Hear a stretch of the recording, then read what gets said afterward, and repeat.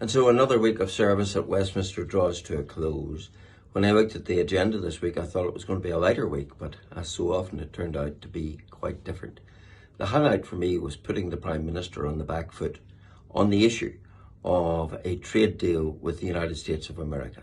Because given President Trump's antipathy to the EU, I pointed out, how did he hope to obtain a trade deal for the whole United Kingdom so long as Northern Ireland's trade laws were the trade laws of the EU and the laws that govern our goods and the import of our goods are EU laws? Now, of course, he had no answer.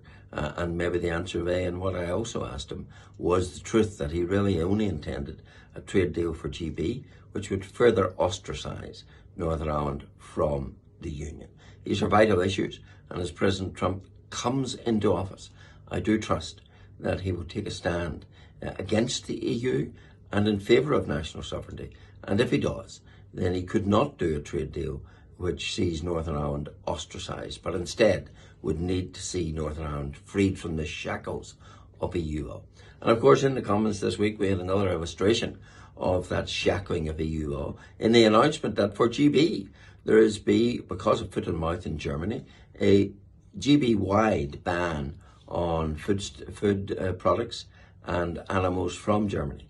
But in Northern Ireland, we can't make those regulations because the right to make them has been surrendered to a foreign parliament. And instead, we get the second best of EU regulations, which only allows for a ban from within the immediate area where the outbreak has occurred. So once again, the farmers and the livelihoods of those farmers are deemed less in need and less capable of being protected in Northern Ireland than in GB. So again, I pointed that out. I find almost no matter what the subject, there always is a protocol angle that I am determined to point out, and I did so again.